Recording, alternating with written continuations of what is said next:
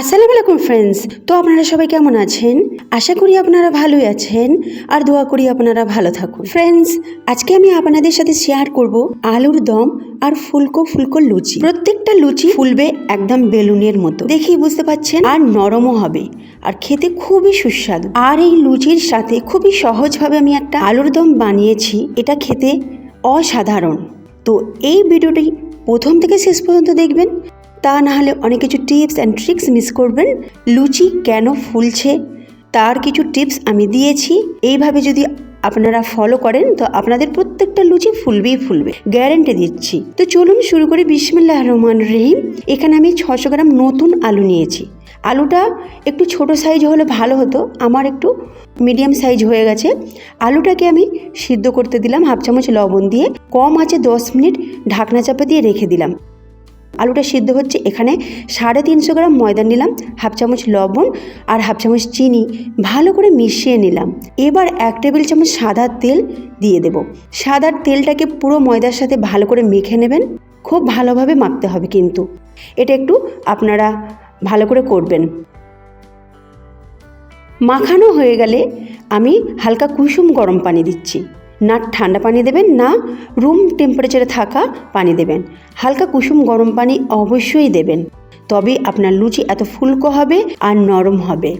আর বেলে নেবার সময় কিন্তু বেলন পিঁড়েতে এটা আটকাবে না, জড়াবে, ময়দা বা তেলও লাগবে না। অনেক সময় দেখা যায় লুচি বেলার সময় আমরা ময়দা দিয়ে বেলে থাকি, তাতে কি হয়, তেলটা কালো হয়ে যায়। তো এইভাবে মথে নেবেন আর শেষে 1 চামচ তেল দিয়ে ভালো করে মাখিয়ে ঢাকনা চাপা দিয়ে 10 মিনিট রেস্টের জন্য রাখবেন। এদিকে একটা কড়া বসিয়েছি, কড়াতে 2 টেবিল চামচের মতো সাদা তেল দিলাম, কিছু গোটা গরম মশলা দিলাম, 3টে লবঙ্গ, 2টো এলাচ, 1টা দারুচিনি আর হাফ চামচ গোটা জিরে দিয়ে 10 সেকেন্ড নাড়াচাড়া করলাম। তারপর মাঝারি সাইজের পেঁয়াজ 2টি কুচি করে রেখেছিলাম, সেটাকেও দিয়ে দিলাম। এটাকে নাড়াচাড়া করব 1 মিনিটের মতো। তার মাঝখানে আমি হাফ চামচের মতো লবণ দিয়ে দেব, তার কারণ লবণটা দিলে পেঁয়াজটা খুব তাড়াতাড়ি নরম হয়ে যায়, সেজন্য লবণটা দেয়া। লবণ দিয়ে কিছুক্ষণ এইভাবে নাড়াচাড়া করব, প্রায় 1 মিনিটের মতোই নাড়াচাড়া করব। তারপর আদা রসুন বাটা আর কাঁচা লঙ্কা বাটা দিয়ে দেবো 1 চামচ করে। এবার এটাকে 1 থেকে 2 মিনিট এইভাবে ফ্রাই করতে থাকবো, কারণ আদা রসুনের একটা গন্ধ থাকে, সেটা যতক্ষণ না যাচ্ছে ততক্ষণ ফ্রাই করতে হবে।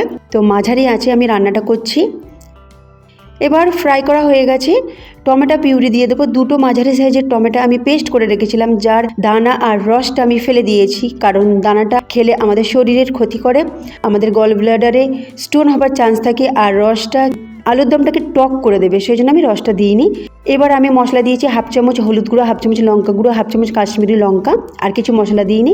মশলাটা কষে নেবার পর আমি প্রায় 1/3 কাপের মতো মটরশুঁটি দিলাম। মটরশুঁটিটা আপনারা আপনাদের ইচ্ছা মতো কম বেশি করে নিতে পারেন। আর একটু একটু করে পানি দিয়ে কষতে থাকবো, অবশ্যই একটু একটু করে পানি দিয়ে কষতে থাকবেন, ভালো করে কষবেন। প্রায় 2 থেকে 3 মিনিট মটরশুঁটিটাকে আমি কষে নেব, তারপরে আমি দেখব আলুটা সেদ্ধ হয়েছে কিনা। আলুটা চেক করে নিচ্ছি, আলু একদম খুব ভালোভাবে সিদ্ধ হয়ে গেছে। এবার খোসা সমেত আলুগুলোকে সব দিয়ে দেব। আলুগুলোকে সব দিয়ে দিলাম। এবার আলুগুলোকে কষতে হবে প্রায় 3 থেকে 4 মিনিট। এইভাবে কষতে কষতে যখন শুকিয়ে যাবে তখন একটু পানি দেবো। এইভাবে একটু একটু করে পানি দিতে থাকবেন। পানিটা অবশ্যই হালকা গরম হলে কিন্তু খুব ভালো হয়। রান্নাতে সবসময় গরম পানি ব্যবহার করবেন, তাতে কি হবে, কুকিং প্রসেসটা আনব্যালেন্স হবে না, আর তার সাথে রান্নার স্বাদটাও কিন্তু দারুণ আসবে। তো এটা আপনারা কিন্তু মনে রাখবেন, যে কোনো তরকারি রান্না করুন না কেন, মাংস থেকে শুরু করে আলুর দম সব কিছুতে কিন্তু গরম পানি ব্যবহার করবেন। এবার আলুগুলোকে কি করলাম, ছোটো ছোটো করে টুকরো করে নিলাম, যাতে এর মধ্যে মশলার ফ্লেভারটা ঢোকে, মশলাগুলো ভালোভাবে ঢোকে।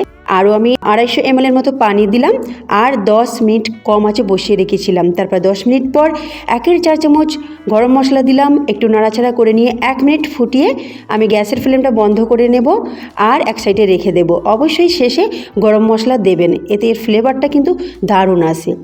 একদম আলুর দম রেডি হয়ে গেছে, এটাকে আমি সরিয়ে রাখবো। তারপর চেক করে নেব আমি যে ডোটা বানিয়েছিলাম ময়দার ডোটা নিয়ে নিলাম। দেখুন কতটা নরম আর সফট হয়েছে, দেখেই বুঝতে পারছেন। এবার এটা থেকে আমি ছোট ছোট লেচি কেটে নেব। যেরকম লুচি আমি করব লুচির মতো লেচি আমি কেটে নিলাম। এবার একটা লেচি নিয়ে গোল করে নেব, গোল করে নিয়ে বেলে নেব। বেলার সময় না লাগবে ময়দা, না লাগবে তেল, আর না এটা জড়াবে। তার কারণ আমি যেভাবে এটাকে মথে নিয়েছি, যেভাবে এটাকে মেখে নিয়েছি বা ডোটাকে বানিয়েছি, সেটা যদি আপনারা ফলো করেন আপনাদেরও লুচি এইরকমই হবে। আর বেলার সময় আটকাবেও না, জড়াবেও না, আর তেল বা ময়দা লাগবে না। তো অবশ্যই টিপসগুলো ফলো করবেন, দেখবেন আপনাদেরও লুচি একেবারে ফুলকো ফুলকো হবে আর মজাদার হবে। আর সবাই কিন্তু আপনার তারিফ অবশ্যই করবে। এবার তেলটা গরম হয়ে গেছে, তেল আগে থেকে গরম করতে দিয়েছিলাম। তারপরে গ্যাসের ফ্লেমটা মাঝারি রেখেছি। মাঝারি আছে আমি লুচিটাকে ভেজে নিচ্ছি, খুব হাই ফ্লেমে করব না, তা নাহলে কী হবে, পুড়ে যাবে। আর লুচির কালারটা একটু আমি হালকা রেখেছি, তো সেই জন্য মাঝারি আছে ভেজে নিচ্ছি। দেখুন প্রত্যেকটা লুচির কালারও সুন্দর হয়েছে, একেবারে ফুলকো ফুলকো হয়েছে, বেলুনের মতো ফুলে উঠেছে, দেখি আপনারা বুঝতে পারছেন। এবার আমি একটা একটা করে ভেজে প্লেটে তুলে নিচ্ছি। আর আগে থেকে একটা বাটিতে আমি আলুর দম নিয়ে নিয়েছি, এবার আমি পরিবেশন করে নেব।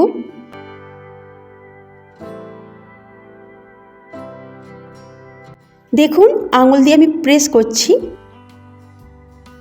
আর কতটা লাইট হয়েছে, হালকা হয়েছে, দেখে আপনারা বুঝতে পাচ্ছেন কি আমি জানি না। তো অবশ্যই রেসিপিটা ট্রাই করবেন আর আমাকে কমেন্টে জানাবেন।